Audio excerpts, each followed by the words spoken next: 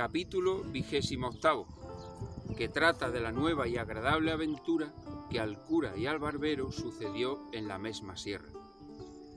Felicísimos y venturosos fueron los tiempos donde se echó al mundo el audacísimo caballero Don Quijote de la Mancha, pues por haber tenido tan honrosa determinación como fue el querer resucitar y volver al mundo la ya perdida y casi muerta orden de la andante caballería, gozamos ahora en esta nuestra edad, necesitada de alegres entretenimientos, no sólo de la dulzura de su verdadera historia, sino de los cuentos y episodios de ella, que en parte no son menos agradables y artificiosos y verdaderos que la misma historia, la cual, prosiguiendo su rastrillado, torcido y aspado hilo, cuenta que así como el cura comenzó a prevenirse para consolar a Cardenio,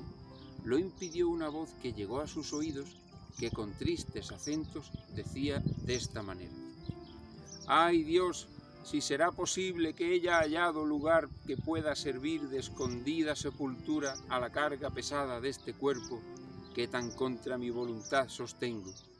Sí será si la soledad que prometen estas sierras no me miente. ¡Ay, desdichada! Y cuán más agradable compañía harán estos riscos y malezas a mi intención, pues me darán lugar para que con quejas comunique mi desgracia al cielo, que no la de ningún hombre humano, pues no hay ninguno en la tierra de quien se pueda esperar consejo en las dudas, alivio en las quejas, ni remedio en los males. Todas estas razones oyeron y percibieron el cura y los que con él estaban, y por parecerles, como ello era, que allí junto las decían, se levantaron a buscar al dueño, y no hubieron andado 20 pasos cuando detrás de un peñasco vieron sentado al pie de un fresno a un mozo vestido como labrador, al cual, por tener inclinado el rostro, a causa de que se lavaba los pies en el arroyo que por allí corría, no se le pudieron ver por entonces. Y ellos llegaron con tanto silencio que de él no fueron sentidos, ni él estaba a otra cosa atento que a lavarse los pies, que eran tales que no parecían sino 2 pedazos de blanco cristal que entre las otras piedras del arroyo se habían nacido. Suspendióles la blancura y belleza de los pies, pareciéndoles que no estaban hechos a pisar terrones ni a andar tras el arado y los bueyes como mostraba el hábito de su dueño. Y así, viendo que no habían sido sentidos, el cura que iba delante hizo señas a los otros 2 que se agazapasen o escondiesen detrás de unos pedazos de peña que allí había, y así lo hicieron, mirando con atención lo que el mozo hacía, el cual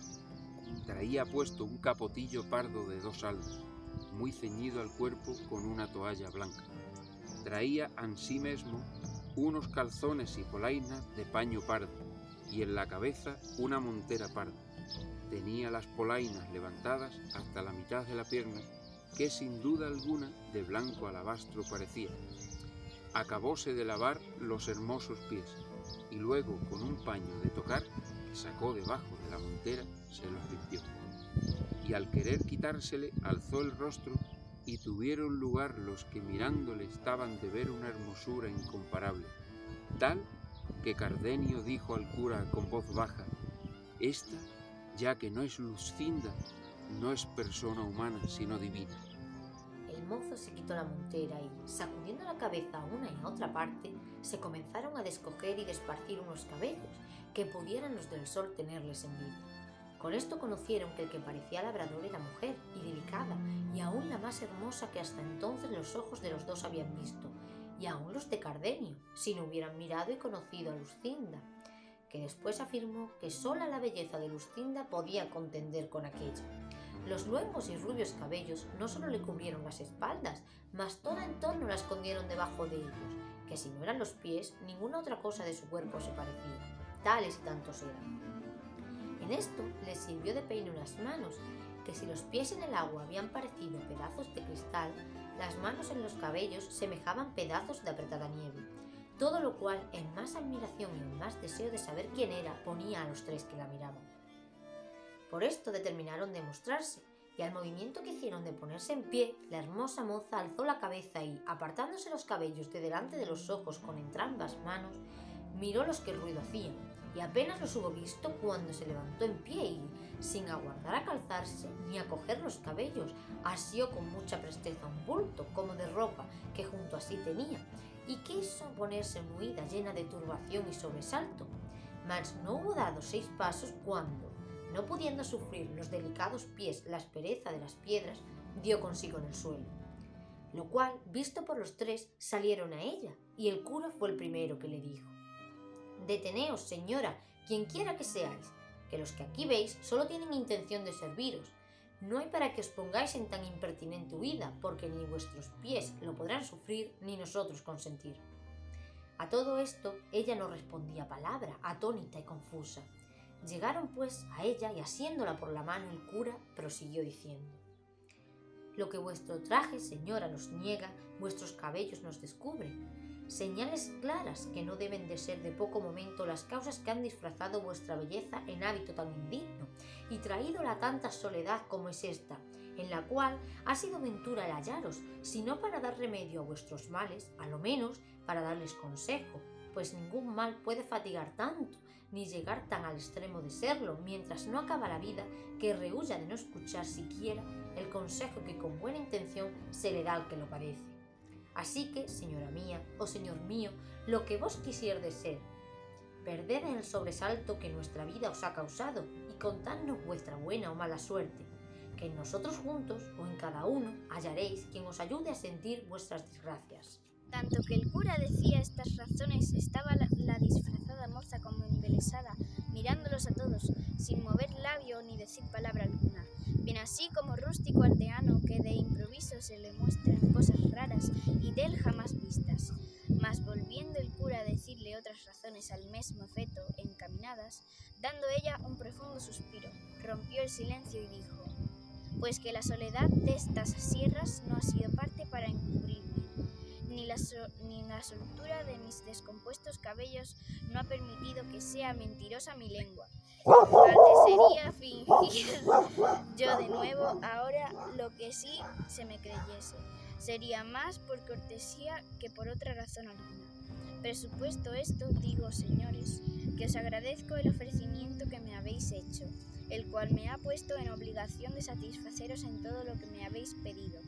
puesto que temo que la relación que os hiciere de mis desdichas os ha de causar, al par de la compasión, la pesadumbre, porque no habéis de hallar remedio para remediarlas, ni consuelo para entenderlas, pero con todo esto, porque no ande vacilando mi honra en vuestras intenciones, habiéndome ya conocido por mujer y viéndome moza sola en este traje. Cosas todas juntas y cada una por sí, que pueden echar por tierra cualquier honesto crédito, os habré de decir lo que quisiera callar si pudiera».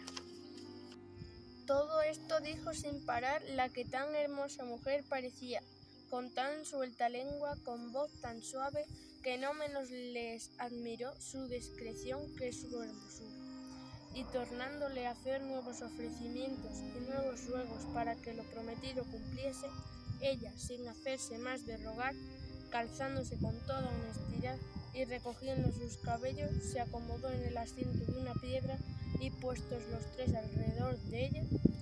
haciéndose fuerza por detener algunas lágrimas que a los ojos se le venían, con voz reposada y clara comenzó la historia de su vida de esta manera. En esta Andalucía hay un lugar del quien toma título un duque que le hace uno de los que llaman grandes en España. Este tiene 2 hijos, el mayor, heredero de su estado, y al parecer de sus buenas costumbres, y el menor, no sé yo de que sea heredero, sino de las traiciones de Bellido y de los embustes de Galadón. De este señor son vasallos mis padres, humildes en linaje, pero tan ricos que si los bienes de la naturaleza igualaran a los de su fortuna, ni ellos tuvieran más que desear, ni yo temiera verme en la desdicha que yo me veo, porque quizá nace mi poca ventura de la que no tuvieron ellos en no haber nacido ilustres. Bien es verdad que no son tan bajos, que puedan afrentarse de su estado, ni tan altos que a mí me quiten la imaginación que tengo de que la humildad viene de mi desgracia. Ellos, en fin, son labradores, gente llana, sin mezcla de alguna raza malsonante y, como suele decirse, cristianos viejos ranciosos, pero tan ricos que su riqueza y magnífico trato les va poco a poco adquiriendo nombre de hidalgos y aun de caballeros, puesto que de la mayor riqueza y nobleza que ellos se preciaban era de tenerme a mí por hija,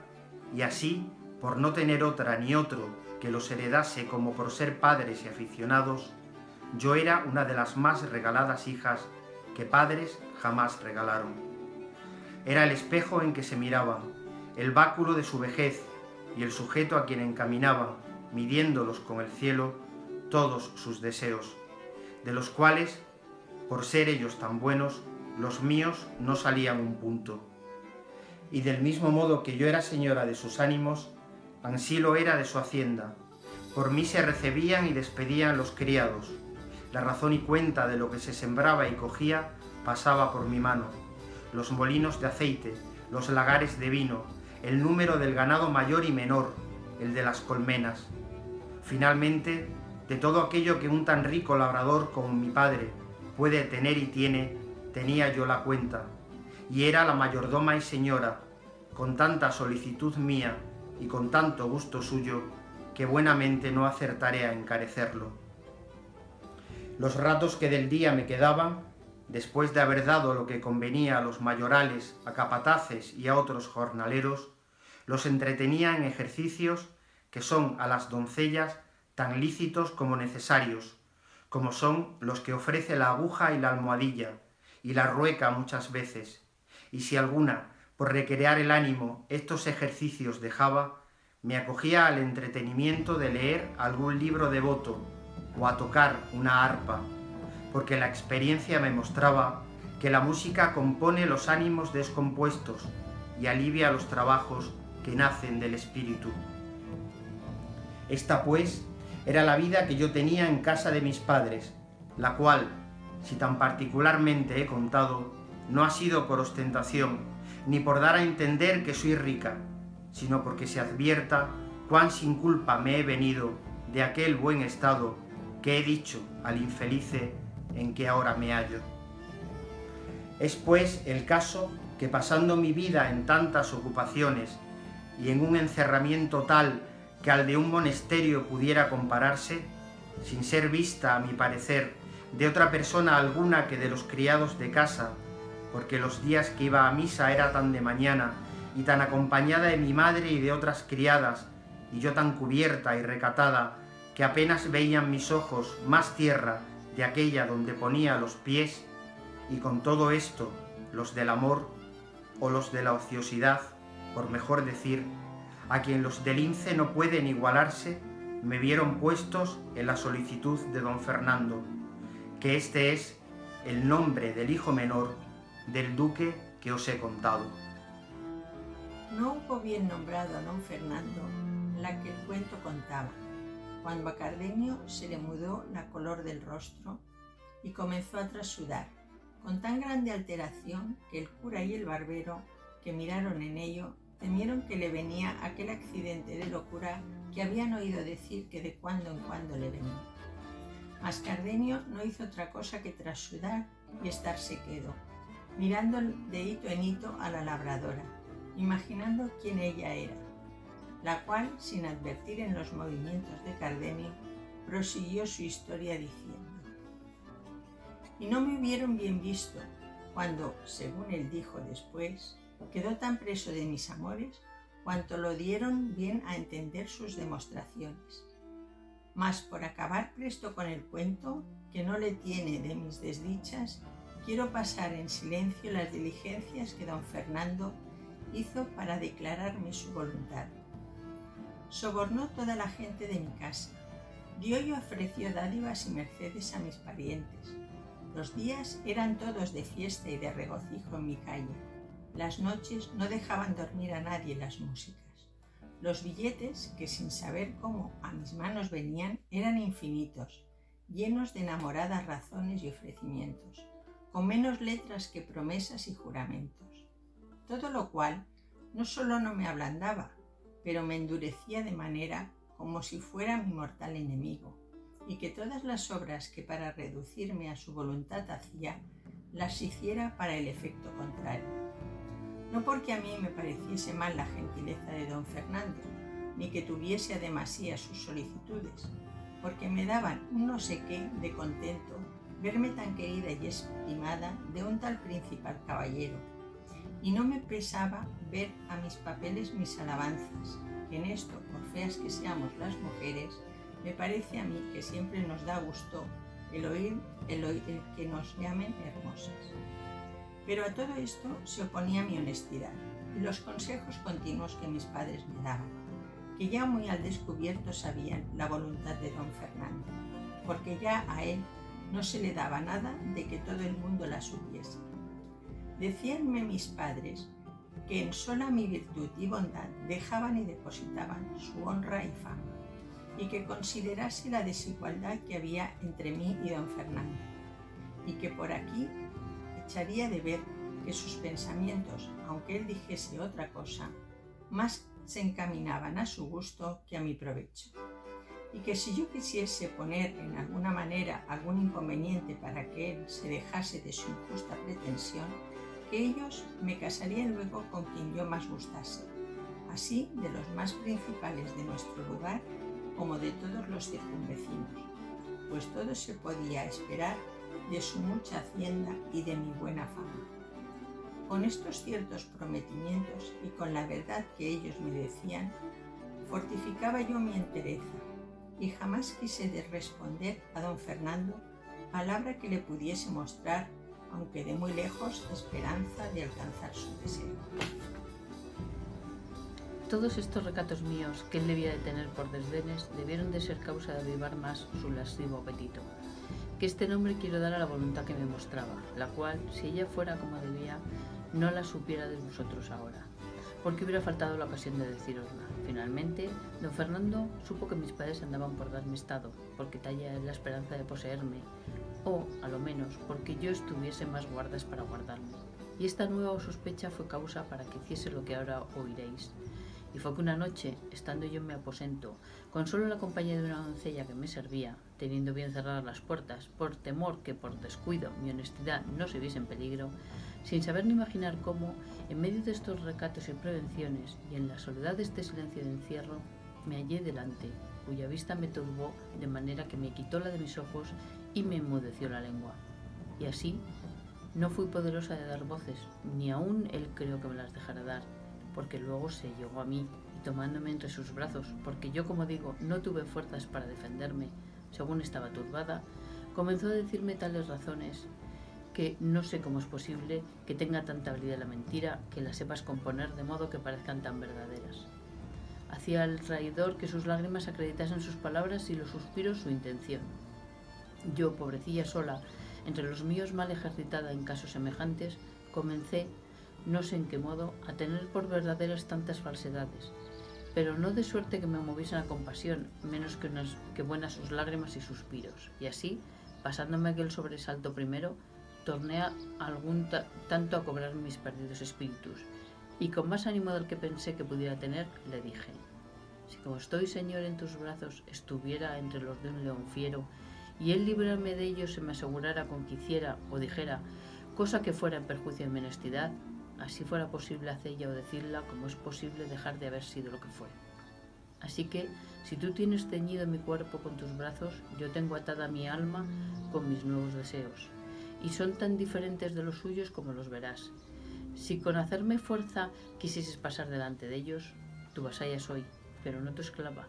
Ni tiene ni debe tener imperio la nobleza de tu sangre para deshonrar y tener en poco la humildad de la mía. Y en tanto me estimo yo, villana y labradora, como tú, señor y caballero. Conmigo no han de ser de ningún efecto tus fuerzas, ni han de tener valor tus riquezas, ni tus palabras han de poder engañarme, ni tus suspiros y lágrimas enternecerme. Si alguna de todas estas cosas que he dicho viera yo en el que mis padres me dieran por esposo, a su voluntad se ajustara a la mía, y mi voluntad de la suya no saliera.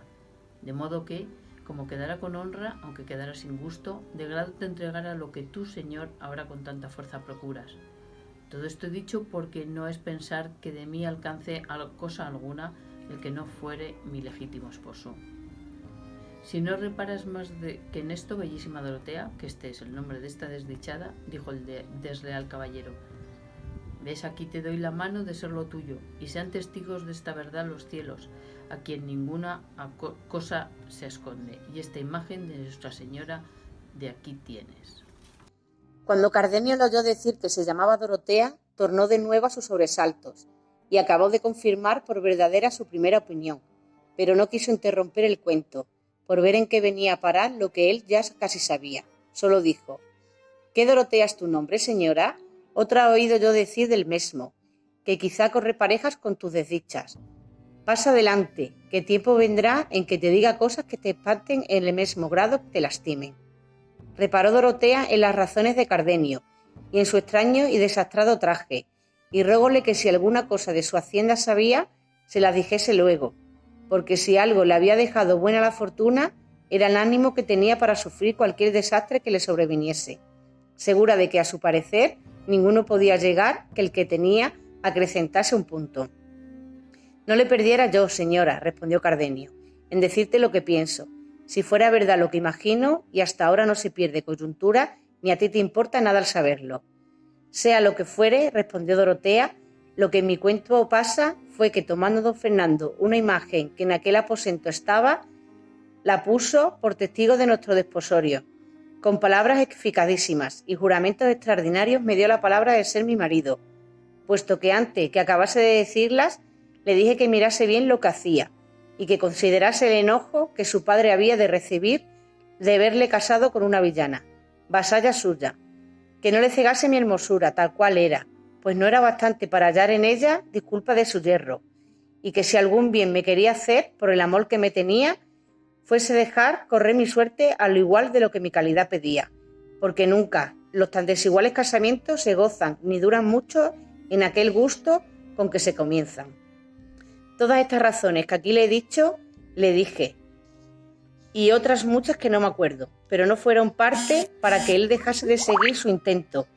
bien así como el que no quiera pagar, que al concertar la barata no reparan inconvenientes. Yo a esta sazón hice un breve discurso conmigo y me dijo a mí misma,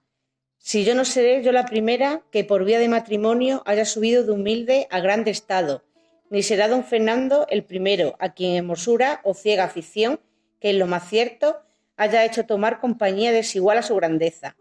Pues si no hago ni mundo ni uso nuevo, vienes a acudir a esta honra que la suerte me ofrece, puesto que en este no dure más la voluntad que me muestra de cuanto dure el cumplimiento de sus deseos, que, en fin, para con Dios seré su esposa. Y si quiero con desdenes despedille, en término le veo que no usando el que debe, usará de la fuerza, y vendré a quedar deshonrada y sin disculpa de la culpa que me podrá dar el que no supiere cuán sin ella he venido a este punto. Porque qué razones serán bastantes para persuadir a mis padres y a otros que este caballero entró en mi aposento sin consentimiento mío. Todas estas demandas y respuestas revolví yo en un instante en la imaginación. Y sobre todo me comenzaron a hacer fuerza e inclinarme a lo que fue sin yo pensarlo mi perdición, los juramentos de don Fernando, los testigos que ponía, las lágrimas que derramaba, y finalmente su disposición y gentileza que, acompañada con tantas muestras de verdadero amor, pudieran rendir a otro tan libre y recatado corazón como el mío. Llamé a mi criada para que en la tierra acompañase a los testigos del cielo. Tornó don Fernando a reiterar y confirmar sus juramentos. Añadió a los primeros nuevos santos por testigos. Echóse 1000 futuras maldiciones si no cumpliese lo que me prometía. Volvió a humedecer sus ojos y a acrecentar sus suspiros. Apretóme más entre sus brazos, de los cuales jamás me había dejado, y con esto, y con volverse a salir del aposento mi doncella, yo dejé de serlo, y él acabó de ser traidor y fementido. El día que sucedió a la noche de mi desgracia se venía aún no tan apriesa como yo pienso que don Fernando deseaba, porque después de cumplido aquello que el apetito pide, el mayor gusto que puede venir es apartarse de donde le alcanzaron. Digo esto porque don Fernando dio prisa por partirse de mí, y por industria de mi doncella, que era la misma que allí le había traído, antes que amaneciese, se vio en la calle. Y al despedirse de mí, aunque no con tanto ahínco y vehemencia como cuando vino, me dijo que estuviese segura de su fe y de ser firmes y verdaderos sus juramentos. Y para más confirmación de su palabra, sacó un rico anillo del dedo y lo puso en el mío. En efecto, él se fue, y yo quedé ni sé si triste o alegre. Esto sé bien decir,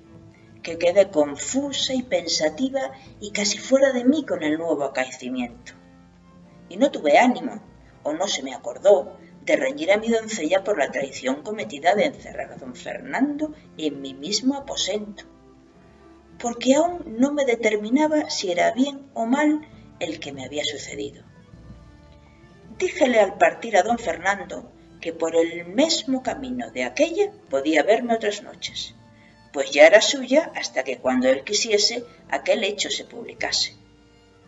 Pero no vino otra alguna si no fue la siguiente. Ni yo pude verle en la calle ni en la iglesia en más de un mes, que en vano me cansé de solicitarlo, puesto que supe que estaba en la villa y que los más días iba a caza, ejercicio de que él era muy aficionado.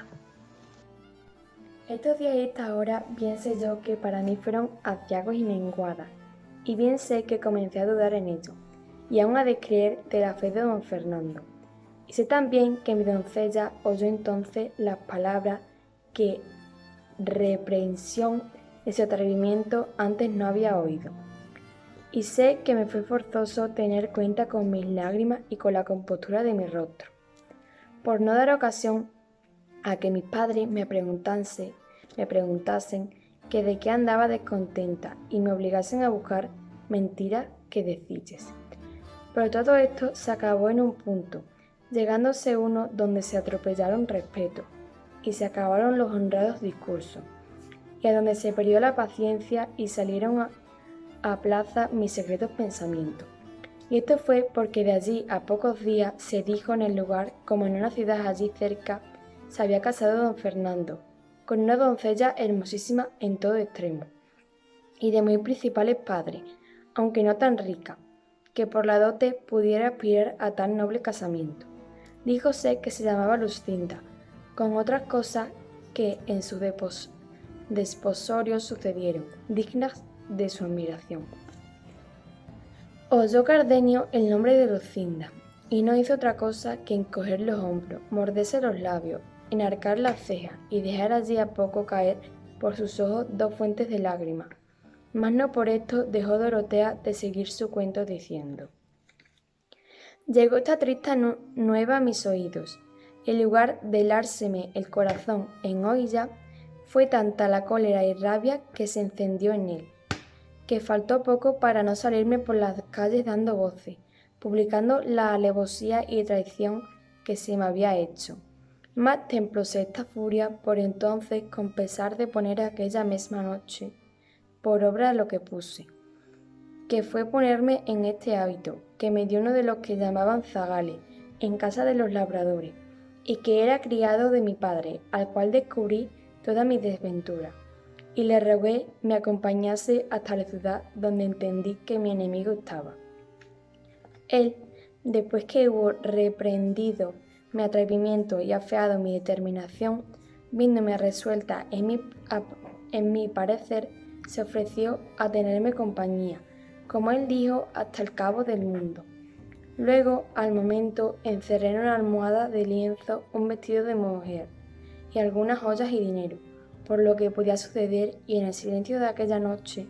sin dar cuenta a mi traidora doncella, salí de mi casa, acompañada de mi criado y de muchas imaginaciones, y me puse en camino de la ciudad a pie. Llevaba un vuelo del deseo de llegar, ya que no a estorbar lo que tenía por hecho, a lo menos a decir a don Fernando me dijese que con qué calma lo había hecho. Llegué en 2 días y medio donde quería, y en entrando por la ciudad, pregunté por la casa de los padres de Lucinda, y al primero a quien hice la pregunta me respondió más de lo que yo quisiera oír. Díjome la casa y todo lo que había sucedido en el desposorio de su hija, cosa tan pública en la ciudad que se hacían corrillos para contarla por toda ella. Díjome que la noche de don Fernando se desposó con Lucinda, después de haber ella dado el sí de ser su esposa. Le había tomado un recio desmayo, y que, llegando su esposo a desabrocharle el pecho para que le diese el aire, le halló un papel escrito de la misma letra de Lucinda, en que decía y declaraba que ella no podía ser esposa de don Fernando, porque lo era de Caldenio, que, a lo que el hombre me dijo, era un caballero muy principal, de la misma ciudad, y que si había dado el sí a don Fernando fue por no salir de la obediencia de sus padres. En resolución, tales razones dijo que contenía el papel, que daba a entender que ella había tenido intención de matarse en acabándose de desposar, y daba allí las razones por que se había quitado la vida, todo lo cual dicen que confirmó una dada que le hallaron no sé en qué parte de su vestido, todo lo cual, visto por don Fernando, pareciéndole que Lucinda le había burlado y escarnecido y tenido en poco, arremetió a ella antes que de su desmayo volviese, y con la misma daga que le hallaron la quiso dar de puñaladas, y lo hiciera si sus padres y los que se hallaron presentes no se lo estorbaban. Dijeron más, que luego se ausentó don Fernando, y que Lucinda no había vuelto de su paraíso hasta otro día, que contó a sus padres como ella era verdadera esposa de aquel Caldenio, que he dicho. Supe más, que el Caldenio, según decían, se halló presente a los desposorios, y que, en viéndola desposada, lo cual él jamás pensó, se salió de la ciudad desesperado, dejándole primero escrita una carta, donde daba a entender el agravio que Lucinda le había hecho, y de cómo él se iba a donde gentes no le viese. Esto todo era público y notorio en toda la ciudad, y todos hablaban de ello.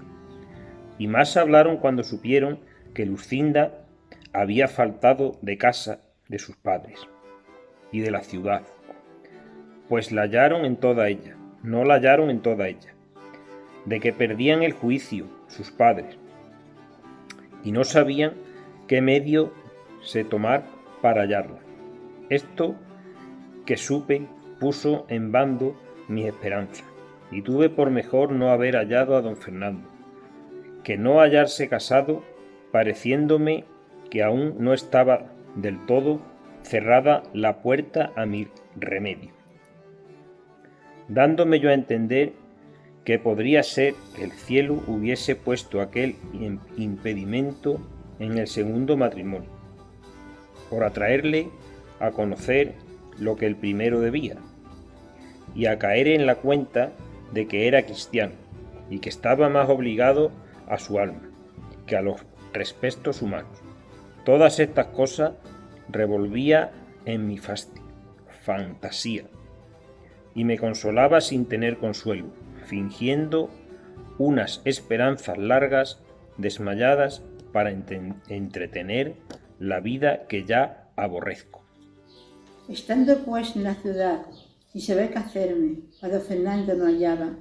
llegame a oído un público pregón, donde se prometía grandes hallazgos a quien me hallase, dando las señas de la edad y del mismo traje que traía,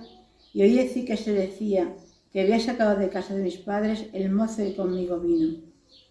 Cosa que me llegó al alma, porque con cuanta caída andaba mi crédito, pues no bastaba perderle con mi venida, sino añadir con él quien, siendo sujeto tan bajo y tan indigno de mis buenos pensamientos. Al punto que oí el pregón, me salí de la ciudad con mi criado, que ya comenzaba a dar muestra de titubear en la fe que de fidelidad me tenía prometida. Y aquella noche nos entramos por los espesos de esta montaña, con el miedo de no ser hallados, pero como suele decirse que un mal llama a otro, y con el fin de unas desgracias suele ser principio de otra mayor, así me sucedió a mí. Porque mi buen criado, hasta entonces fiel y seguro, así como me vio con esta soledad, incitando de su misma bellacallería antes que de mi hermosura, quiso aprovecharse de la ocasión que a su parecer estos yermos le ofrecían. Y con poca vergüenza y menos temor de Dios ni respeto mío, me requirió de amores, y viendo que yo con feas y justas palabras respondía a las desvergüenzas de sus propósitos, dejó aparte los ruegos de quien primero pensó aprovecharse y comenzó a usar de la fuerza.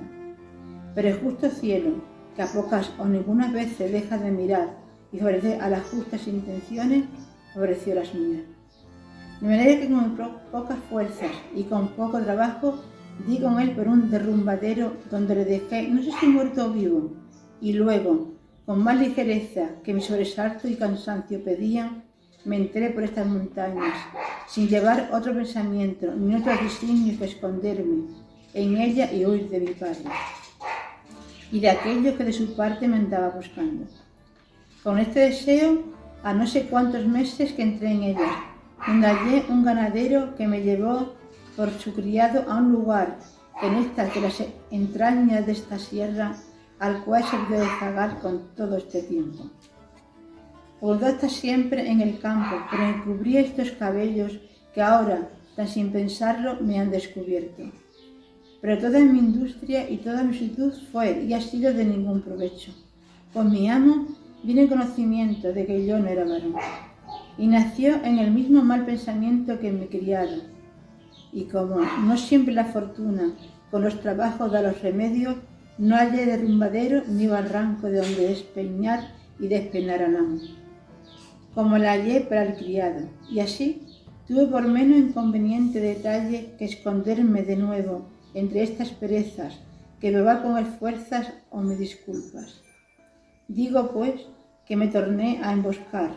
y a buscar donde sin impedimento alguno pudiese con suspiros y lágrimas rogar al cielo se duela de mi desventura y me dé industria y favor para salir de ella,